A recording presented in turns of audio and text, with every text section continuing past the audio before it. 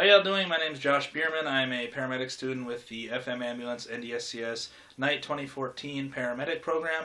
Today I'm going to be going over how to do a cardiac assessment on a patient, including treatments, initial call, and up to my radio report.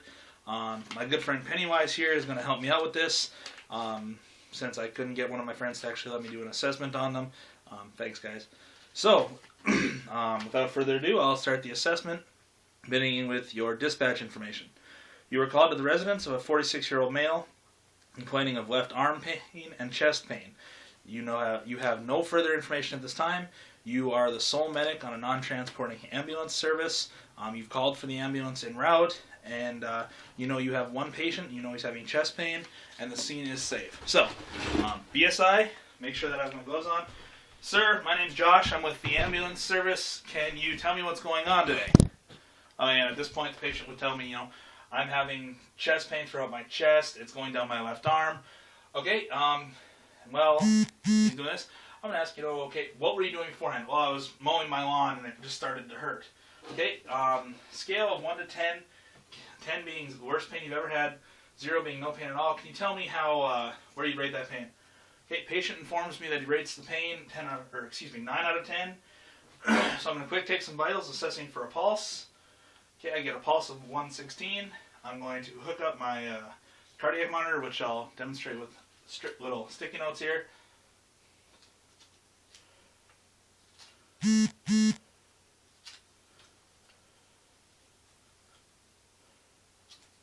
Okay, now that that's on the monitor, I'm going to look at the monitor. I'm going to note that I have a sinus tachycardic rhythm at a 116. I'm going to do a quick pulse ox. I get a pulse ox of 94%. Okay, and we're going to go ahead and put you on a non-rebreather mask. I don't actually have a non-rebreather here, so we're just going to vocalize that. We're going to put a non-rebreather mask. We're going to set that at 15 liters per minute. I'm going to take a quick blood pressure.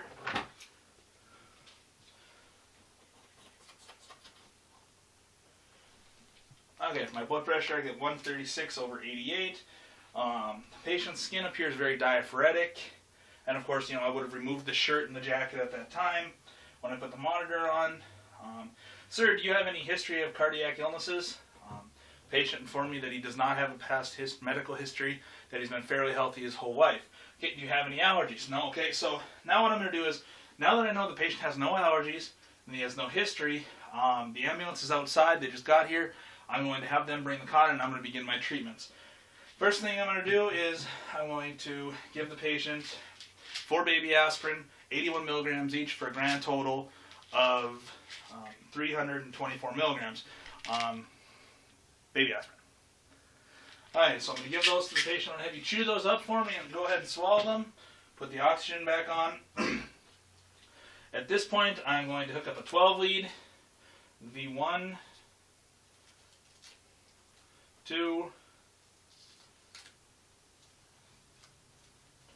3, 4,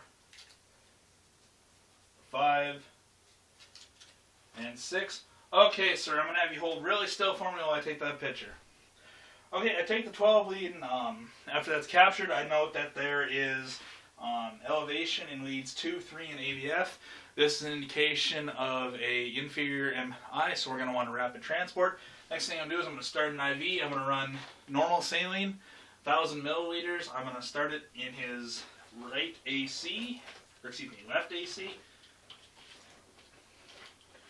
So my monitor leads are falling off. And now that I've got his IV started, I'm going to keep that at a 2 keep open rate. That's going to be basically for a med line. Okay, sir, I need to make sure that you're not on any male enhancement drugs or anything. I'm going to give you something called nitroglycerin. The reason I'm asking is because it can have a reaction with the Viagra or anything like that, causing a very bad drop in your blood pressure.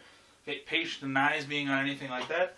So I'm going to take my nitroglycerin spray. I'm going to prime it. I'm going to give a shot under the tongue. Okay, let that dissolve on your tongue, please, sir. Okay, so now that I know this, I'm going to get the patient on the cot. We're going to load, we're going to go. I'm going to begin my detailed assessment. Okay, so how's that pain right now? Okay, patient denies the pain, or says the pain is not going down. with the nitro. It's been a couple minutes, so I'm going to go ahead and call my doctor, or if you have standing orders, we're going to go ahead with that. So I'm going to administer 2 milligrams of morphine sulfate for pain per doctor's orders or standing protocol. We'll go ahead and say that I have standing protocol for it. So I'll double check. Morphine sulfate. This is a 4 milligram tube, so I'm only going to need half of it. We're only going to do 2.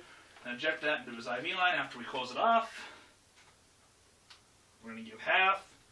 Okay, and if there's a sharp one, I'm going to throw it away. If it's not sharp enough to lock, we're going to recap it. Of course, I would have used aseptic technique in cleaning the thing. I'm going to flush that in. We're going to wait a couple minutes and let that kick in. While I continue to assess my patient, I'm going to look for any difficulty breathing, if he's still having trouble breathing. Sir, does the pain get any better or worse when you swallow or breathe? No, it doesn't. Okay, it's constant. I'm going to check for swelling of his feet. There's none of that. Does not have a cardiac history. Describes it as a crushing pain. Ask him if the pain's getting better after that nitro and that morphine. And 5 minutes of, he says it has. Ask him to rate it. He says the pain's down to about a 3 of 10, so that's a good thing. Given the situation, we're going to recheck our vitals. So, rechecking my vitals, I find my blood pressure to now be, excuse me, blood pressure now 127/86, so it has come down. That's to be expected with nitroglycerin, because it does drop your blood pressure, and we don't want to give that anymore if it's under 90 systolic. Okay, we're going to get a pulse of 96, still in a sinus rhythm. The respirations are now 12. O2 sets are 100% on that 15 liters of oxygen. His skin has regained some color. It's now fairly pink. He's still diaphoretic and warm. We're rapidly transporting to the hospital. I'm going to go ahead and call the hospital, give my patient report. Hospital A, ambulance B.